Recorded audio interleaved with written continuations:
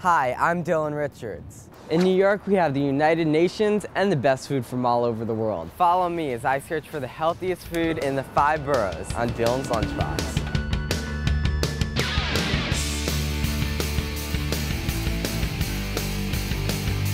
More crunch. Very soon. We're going to talk about those spices. Juices of the oranges can start to come out of it.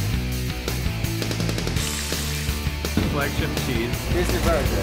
Slide the opposite leg. I'm Tanya Sokobat for Dylan's Lunchbox. How you got into organic farming? About American cuisine. Who doesn't love Italian food? Chinese food is one of the oldest cuisines in the world. We're here to find out what's in your lunchbox.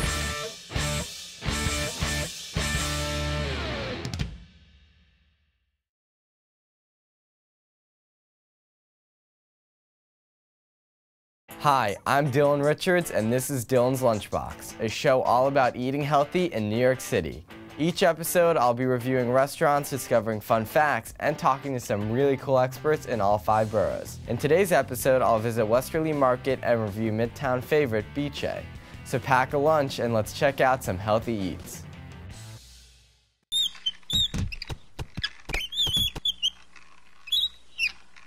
Grocery stores are a food lover's favorite place. So today, I'm at Westerly's Natural Market in Midtown West, and we'll go through the aisles which are full of so many different options.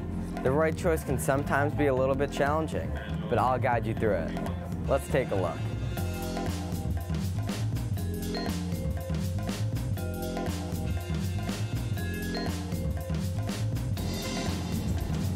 Fruits and vegetables are an easy way to get the vitamins we need. New studies show that it's important to eat foods with high nutritional values.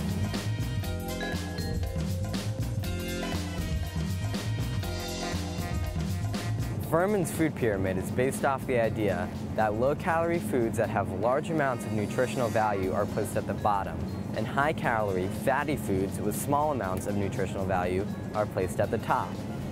If you want to see how fruits and vegetables are beneficial for your overall health and well-being, try to include them more in your diet. Even combine a bunch of fruits and make a fruit smoothie. You'll notice how much better you feel throughout the day.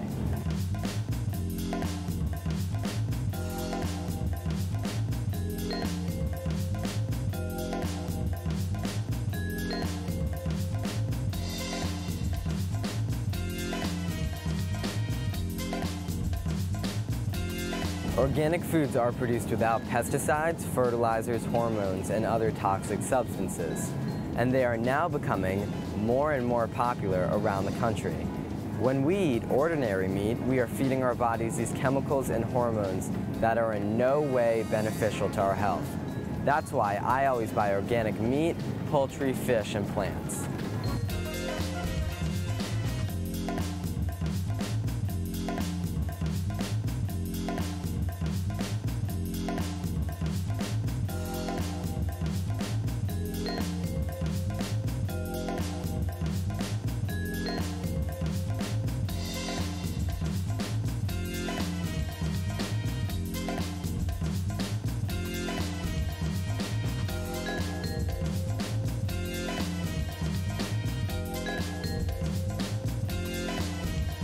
Did you know that obesity is the second leading cause of preventable death in the United States? That's crazy, right? The only way to stop the growing obesity rate is to raise awareness on healthy eating.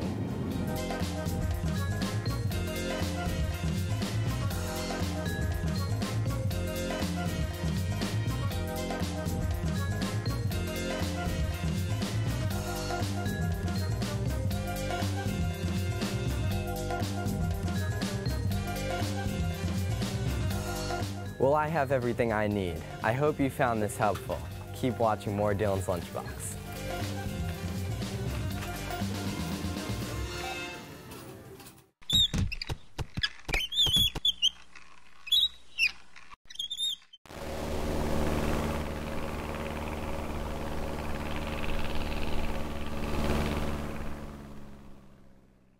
I'm at Pedal NYC with Amanda from Amanda Russell TV, where she's going to be teaching us one of her awesome moves. Thank you, Dylan. So what we're going to show you today is my push-up to open up, so I guess we could call them.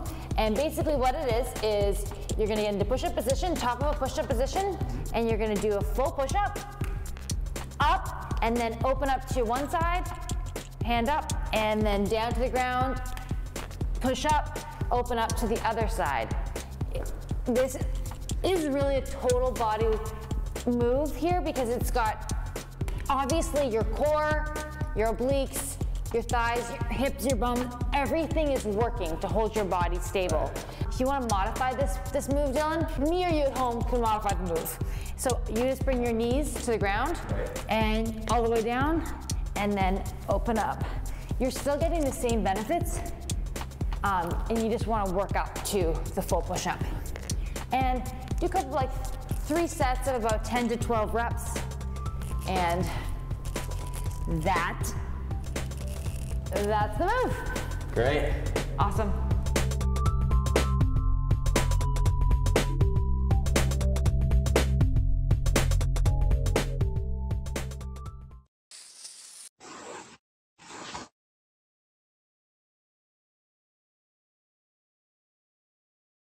What if the Italians had no tomatoes, or the Irish had no potatoes, or the Belgians had no chocolate? And what if there was not a single cappuccino or espresso found anywhere in Rome?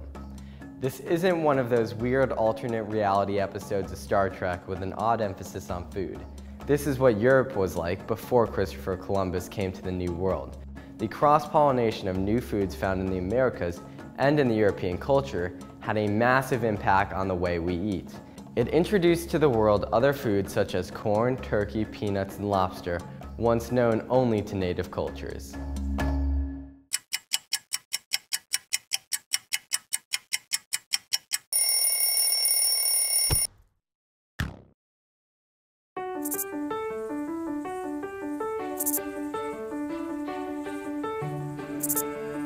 This is an intergenerational garden. It's a garden within the Queen's Botanical Garden. It started out as a senior garden 45 years ago. This year we decided to start it as an intergenerational garden, meaning we add families, younger gardeners. This garden had to be renovated, so volunteers came in and rebuilt all the beds for our gardeners. And this lumber is recycled scaffolding. The scaffolding laws in New York, you cannot use it for X amount of months.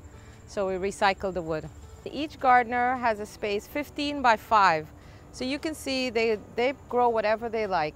We have Korean peppers, tomatoes. Here we have basil, okra, melons. On the side of the garden, we have apples, pears, and figs. Over on this fence, you'll see all the fig trees. We have butternut squash, the Malabar spinach. It grows like a vine. We give the food pantry only the leaves. And I've been teaching the kids that we could reuse the stalks for another crop. So instead of waiting for seeds to germinate, we can force the crops faster. We have a total of 48 rows in this 1,400 square foot. So we want to maximize the space and have as many crops as possible. The latest harvest we did was 125 pounds of food. So we had eggplants, tomatoes, celery, spinach, that we donated to a Sikh temple in Richmond Hill. They feed the community 24 hours a day. Their kitchen is open. We wanted to address the hunger issues in New York City, and so we're very big advocates of feeding hungry New Yorkers. So we thought this year we'd start a project where we could take public space and create the food pantry and donate the food to local food pantries within Queens. So it helps community outreach for us and also bring the community into the garden.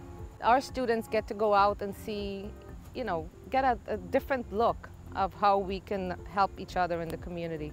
And the students get to learn about another culture. So we started this project with John Brown High School this summer. Their students, we have 7 students here, and they're part of the mayor's summer youth program. And while working with us, they get to talk to the gardeners who are from all different walks of life. We learn from our gardeners by talking to them and helping them out with their gardens. And in turn, they teach us about how they garden and a little bit about themselves too. So I was working with my gardener. Her name is Helen. So I just asked her like 3 simple questions, like what was childhood life like and other stuff. And then my second gardener, Henry, he speaks Cantonese, which is good because I speak Cantonese as well. I'm Jewish, so I don't really have like a Jewish background. So my gardener's Jewish, and she teaches me about like Jewish background. Our students at the end of, they're almost at the end of their project, have voiced that they actually love their seniors. And these are kids who don't have grandparents around them or parents who, work 2 jobs. So it's a very interesting project. It's all about teaching them about community and sharing. It's just things that you just normally don't get to do. Garden, grow food, it's a real good time. Well, of course, Queens is the most diverse borough in the city. That's number 1. And in Flushing, because of the influx of new Asian community into Flushing, there's a lot of talk about having English as the only language or the biggest language on the signs in Flushing. A lot of old Americans it's very controversial right now in Flushing area. The politicians talk about it and the local people fight for it. So it's good to bring them together to understand that this is their culture, and as all the cultures throughout history in New York City, we adapt, we encourage, and we embrace them. Nature is a very healing medium. Food on the table is it brings people together.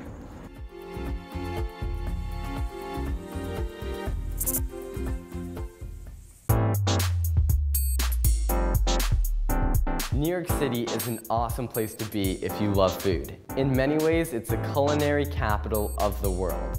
Part of that is in the city's DNA, so to speak.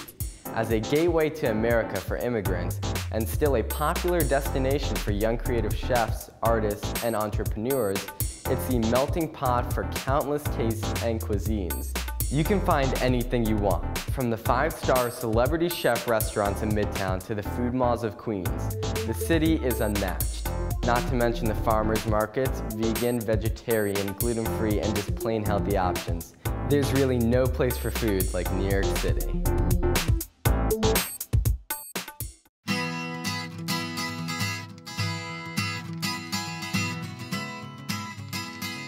Hi, I'm Stephanie Sachs. I'm a culinary nutritionist, a chef with a master's in nutrition, and I'm a certified nutrition specialist. And today I'm here to talk to you about herbs and spices, specifically parsley. Now, this is flat leaf parsley. There's also curly parsley. I love this particular herb for a lot of reasons. Most importantly, it's one of nature's antibiotics. So if my kids are sick, if I get sick, I always make a nice pot of chicken soup with a whole head of parsley right in, and then I pull it out at the end. It's also great if you've eaten something garlicky to gnaw on some parsley afterwards, because it helps get rid of that garlic taste in your mouth and also the garlic odor. Today what we're gonna make is a red quinoa tabbouleh. I always like to look at how we can integrate the medicinal properties of herbs and spices into the food that we're eating every day. We've cooked up some red quinoa. Now, quinoa is an ancient Aztec grain. It is loaded with protein and other essential vitamins and minerals.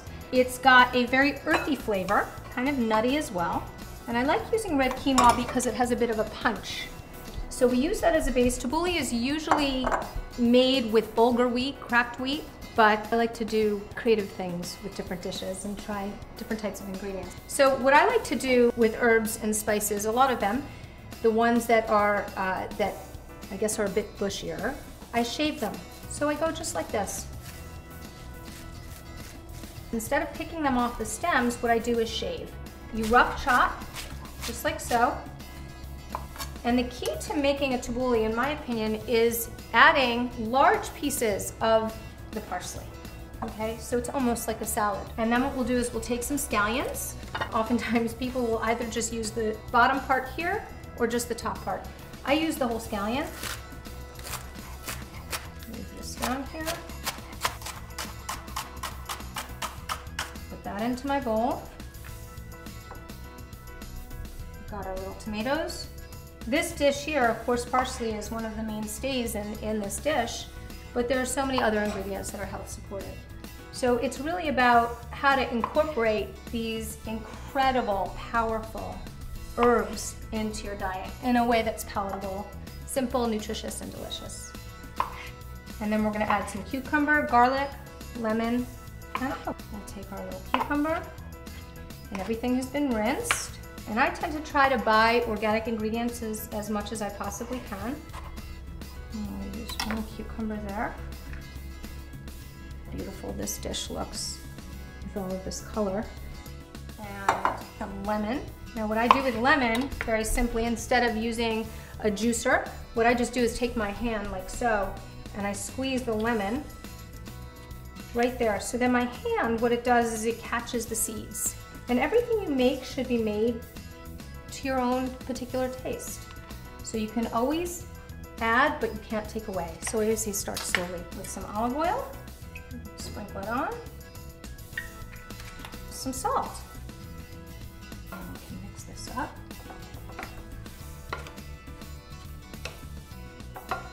So here we have our finished dish of red quinoa tabbouleh with our flat leaf parsley. You have incorporated in here all the medicinal properties of not only the parsley, but all of the other foods. So let's have a taste now. Take my little tasting spoon.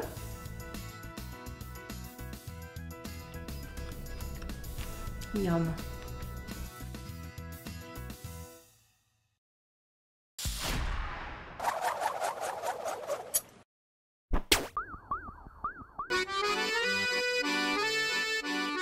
There are several reasons why so many French people drink coffee, and it's not just because of its addictive properties. Studies have shown that coffee lowers men's risk of prostate cancer, decreases the risk of Parkinson's, and decreases the risk of type 2 diabetes. As always, drink it in moderation because too much coffee can have negative side effects that outweigh the benefits.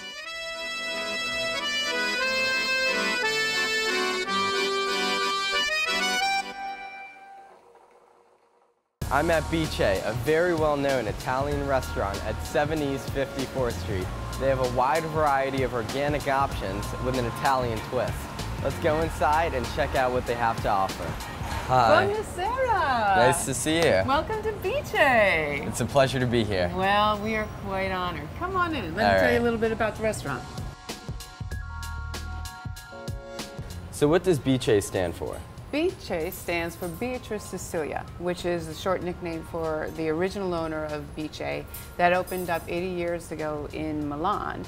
Bice, Beatrice, opened up a family trattoria dedicated to authentic Italian cuisine, and all of a sudden all the fashion houses of Milan grew up around this little family trattoria, and her sons, actually, who were working in the restaurant, befriended many influential people from Coco Chanel to Ralph Lauren to Andy Warhol, and they just expanded. And now they are at 30 restaurants around the world. So what are the main types of Italian cuisine, and what type is Bice? We are noted as a northern Italian cuisine, a Milano, Toscano blend, where most commonly northern Italian you would think of oils and light sauces, and the southern Italians would be the reds and the heavy pasta sauces. But what makes us different is even though we make all of our pasta fresh downstairs and all of our dishes are never pre-made, they're made to order, that allows us to offer our guests experiences that some restaurants might not be able to. We offer gluten-free options for pasta. So we have a brown rice pasta, we have a corn pasta, we even have a beet pasta. So those that have sensitivities or allergies to food, we can make amends and adjustments to our dinners to better fit their needs. We all focus on farm-to-table practices, which is pretty quintessential when it comes to Italian cuisine. Dedicated to using local sources for our fresh produce, for our dairy. We use only the finest of proteins that are grass-fed and organic. Do you consider the nutritional values of a dish when you add it to the menu? Absolutely. It's quintessential and so important. Today, everyone needs to be much more health conscious. We try to lower the fat levels, lower the sodium levels, and provide a fresher, cleaner taste, the pure taste of the food versus covering it up with sauces. The nice thing that you should know is even if people want to have pasta, handmade pasta, homemade pasta made fresh, is easier for your body to digest, whether you use a gluten-free option or just the fresh pasta.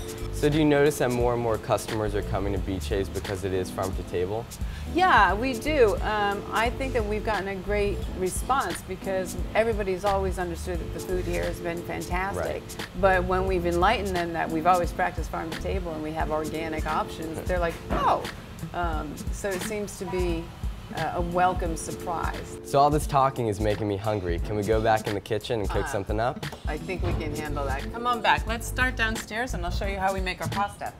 Dylan, welcome to Bice's Pastry and Pasta Station and to Chef Chavez. Wow, this is something. Hi, how are you? Welcome to Bice. Chef, it looks like you're busy making some ravioli. Yes, today we're making organic spinach ricotta ravioli. It's one of the best sellers in Bice.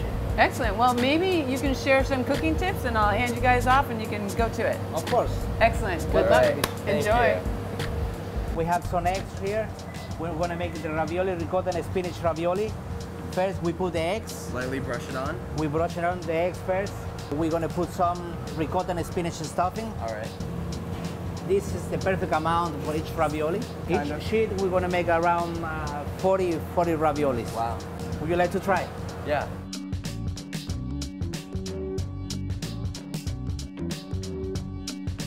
It's not as easy as it looks. You really have this down. So you cut it? We fold it over. Wow. With this, we're going to try to do our shapes. And then with our hands, we try to stick it together. And then you cut it out. Make it tighter. That's a spinach ravioli. That's the spinach ravioli. Well, congratulations. At least you learned something new today. So what else are we cooking today? Today we're going to cook some chicken and salmon, organic salmon and organic chicken. That sounds great. With baby vegetables, which is going to be delicious. Okay, Dylan, today we're going to cook salmon, but you have to protect your hands all the time. Nice dry towel. Right. And today we're going to cook salmon, fresh salmon, organic salmon. Wow, look at that. We're going to have a specialty today for you, nice and fresh. We put little some seasoning, fresh herbs, which we have it fresh every day. Extra virgin olive oil. Ooh, that looks good. Toss it up and down. Toss it out a little bit. Put on the grill. We're going to mark for 5 minutes. 5 minutes. And then we want to put it in the oven for another 5 minutes. Okay. So you mentioned the chicken's also organic? Yeah, the chicken is also organic. And again, we're going to put some herbs right here. Extra virgin olive oil. We toast it a little bit. Then we put on the grill. On the meantime, we have some potatoes. Fingerling potatoes. Fingerling rosemary for the big flavor. Garlic. This one is the perfect color to give it to show to the customers. Amazing. We have baby zucchini, baby squash, purple carrot. Throw it right on there. Put it right there. Perfect. You see, you can see the nice brown color. Right. It's getting roasted. So with the same heat from the pan, it's going to take the nice color. Then we want to put our chicken and salmon first. We put in the oven. We wait a couple minutes. Then it's going to be ready. In the meantime, I'm going to show you some salad.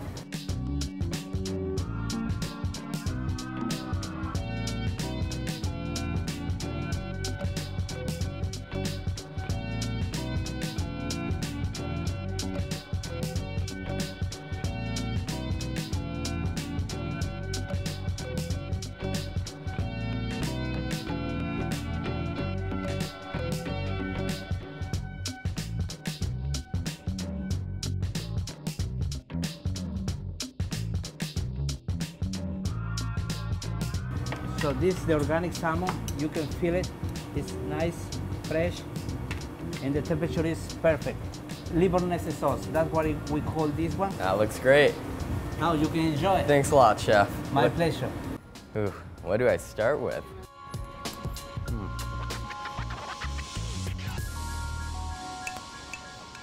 The beets are nice and fresh. The balsamic is great. Beachies can really do it all. This isn't your typical Italian meal with the salmon, chicken, and salad, but it sure is great. The meal was an absolute delight. You'll definitely be seeing my face around here more. We look forward to it. Buonasera, darling. Goodbye. Bye. Thanks for joining us on this week's episode of Dylan's Lunchbox. We hope we've inspired you to try out some healthy eats and shown you just how easy it is to find great food. Check out these websites for more information. Don't forget to join us again on the next episode of Dylan's Lunchbox.